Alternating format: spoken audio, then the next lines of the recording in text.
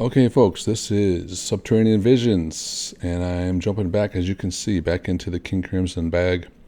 I'm going to be re-releasing all the 3 King Crimson that I've done previously, because I'm going to incorporate this intro video into them to show everybody how to best listen to these particular songs, since because of copyright, I can't really put King Crimson audio in any of these.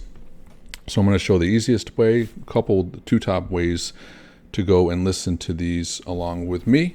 Okay, so what you're going to do is, here you go, you're going to go on to the King Crimson, going to go down here in the description, hit more, and then 1.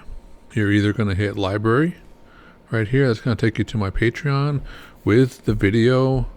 That's going to be completely uncensored, have all the sound for the beginning to end. So you can either choose option 1, go to the library, choose option 2.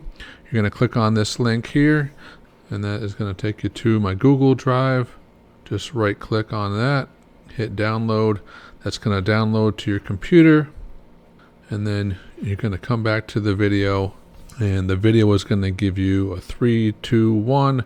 Then you hit the file, open the file, pause it, and basically listen to it as I am listening to it. Okay? Alright guys, enjoy. So we're at the Groon. We're going to do Groon now. What is Groon? Well, Groon is another track that was produced, created for the Wake Up Poseidon album. It was the B-side, I believe, with the single Cat Food, but was never put onto the album Wake Up Poseidon. And it was Robert Fripp on guitar, Mellotron, Greg Lake on vocals, Michael Giles on drums, Peter Giles on bass, Keith Tippett on piano, Mel Collins on sax and flute, and Peter Sinfield lyrics. And one of my sad burdens that I've had to deal with is that when I did a lot of collecting music, a lot of finding music, I didn't always keep all the extra information that maybe came along with it, whether it was liner notes or, what CD it came off of or where I found it online. I don't know. All I have is the name of the song. And I've had this for a couple of tunes. So a lot of King Crimson, I didn't keep track of where I found it. So my burden now is I don't know what period this comes from. I don't know who's exactly playing on it. I don't know what year it was. I don't, and I've had that for the 21st century, although I think that was the original. That is the original, a very early recording. But I've looked through all the, some of the online resources, for some of King Crimson's.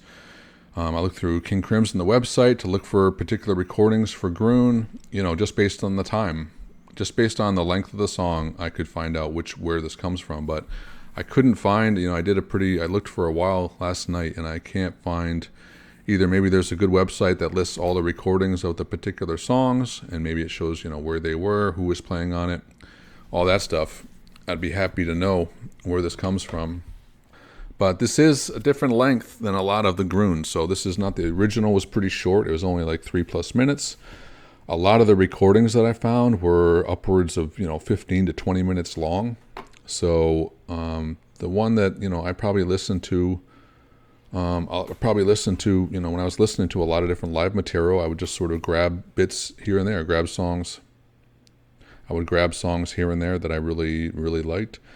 And that was it. That was the end of it. So this is one that's, it's short in comparison. It's long to the studio, but it's short in comparison to a lot of the live versions, So we're going to do, this is the one that I found. So if you guys have any clue where this might come from, or who was performing on this, what era this was from, I'd be happy to know that. But in the meantime, I'm going to do a little bit deeper dive because of this into King Crimson. I'm going to look a little bit more into their live stuff and find some gems there. So, but without further ado, this is, I can tell you, it is Robert Fripp. I can say that for sure. So anyway, let's get into Groon here. This is going to a little bonus for some of these re-releases of some of this King Crimson stuff. And maybe it's a beginning to doing some more King Crimson related stuff that I'd be interested in doing now that we're doing a lot of the more expansive prog rock stuff, getting into some more prog rock. And King Crimson is on the poll for Lizard. So if you guys want to go to the post tab, basically the community tab, and see about that and vote on the next full album, either Gentle Giant or King Crimson or Jethro Tull. But anyway, let's get into this. Groon.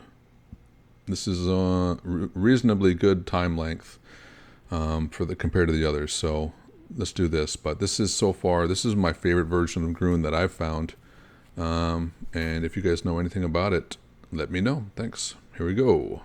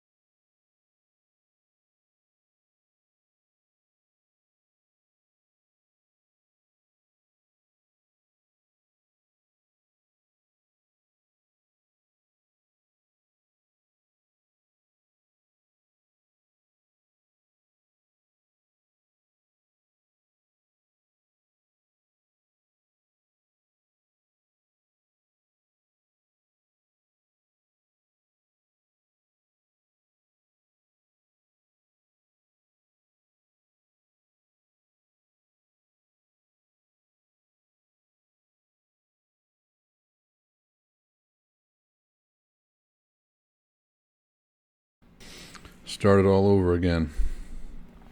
Man. Okay, so the drummer, obviously amazing. I don't know, this recording, let's say the overall recording. Obviously, the sound is great. The sound is phenomenal. So either this is a really professional sounding recording. I don't know if it's a bootleg live or it's very modern. It could be modern. Yeah, it could be the 70s. It could be 80s. It could be 90s. It could be I don't know how modern it is. But the drummer sounds a little bit more modern. In a way. I don't recognize the drummer. I don't recognize the bass player.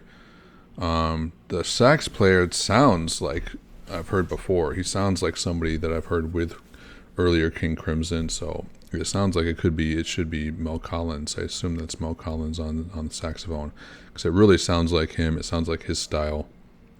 I don't know how often Mel Collins played with them through the years. If he only played with them in this, early 70s, if he came back, in the late 70s, if he came back in the 80s, 90s. I'd have to look and see how often he was touring with them. But yeah, I don't know. I love this recording. Yeah, everything sounds fantastic. Robert Fripp sounds freaking chunky and, so great on this and doing the rhythm. That's the highlight for me, is the sax solo with Robert Fripp having those, and the drummer, it sounds great. The bass player sounds good. He's a little flat here and there, not flat in this sort of frequency that he's playing, but just the tone of it, it's a little too flat. It's a little too floppy. It's a little too. And when he's playing up in higher registers and doing like playing little riffs along with it, I don't know. It takes it out of the pocket a little bit for me, and just the tone of it. It's just not, to me. It doesn't sound like great. Really focused. If you're gonna do bass and do some lead lines and do some moving around a little bit, you kind of want to have like a really focused tone. And so for me, it doesn't. Yeah, it's lacking that a little bit in the bass. But when he's just holding it down, it sounds great. Sounds good, that low end there. But when he leaves that, it sort of leaves vacant a space a little bit for that. Kind of leaves the performance, leaves the overall sound feeling a little missing something.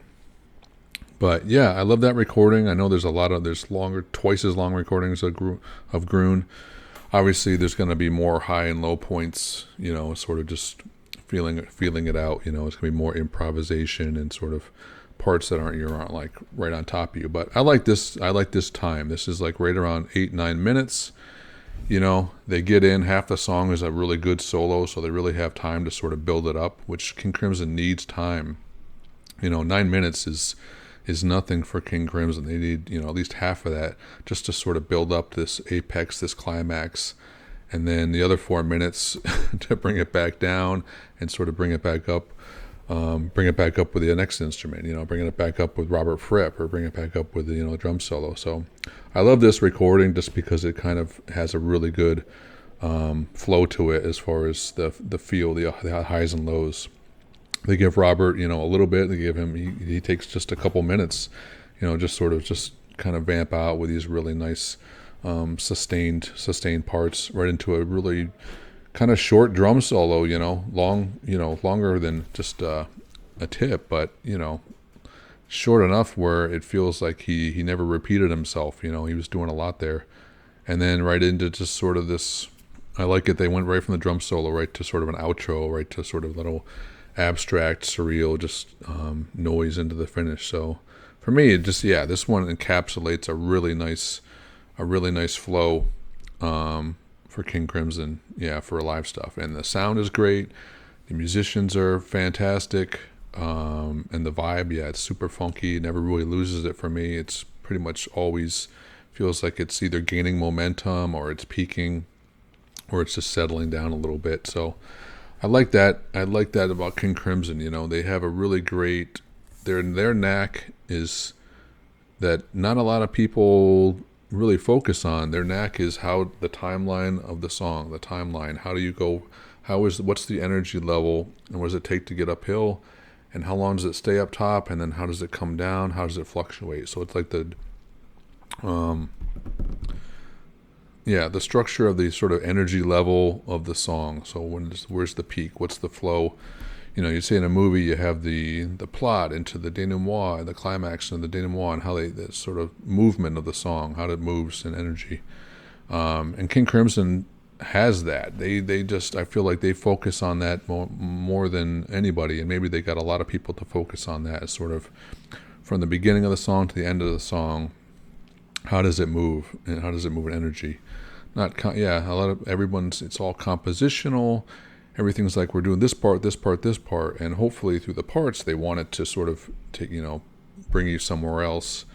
But King Crimson really does it, even if it's just a jam. They really just even have that. They really have that, and I think it's one of the main things that when you first heard King Crimson, you really see this sort of and the sort of tension and release, of a song, and their ability to sort of, what do you call it? You call it the delayed gratification, the way that they can build up and not give you what you want, for an extended period of time. I don't know many other groups that do that in that way. I feel like they honed that in really greatly. King Crimson, to delay, build up this tension for minutes and minutes, and then when you think it's going to come, it doesn't come, and you're like, please resolve into something. And they just sort of push the boundary back, keep going further and further into this sort of tension and build that up. And they were, I feel like they use that to an expert degree and really focus on that, which I never really noticed that too much in other groups doing that the way they did it. So it's a really interesting component, of any group. Yeah. But, well, I appreciate it. Yeah. If you guys have any info on who the players on this, what year this is from, I'm definitely going to do a deep dive back into King Crimson live stuff and try to find some interesting stuff out there, and then hopefully get it out to you, where I can find the really cream of the crop. So anyway, I appreciate it. Whether you're watching this on Patreon, whether you downloaded it, let me know how you think the format. If you have any more recommendations, for King Crimson. And if you really want to hear the album, you can go listen in the go to the post tab, vote on that. Go to Lizard or any other stuff. So I appreciate you guys, and take care and have a great day. Okay, bye-bye.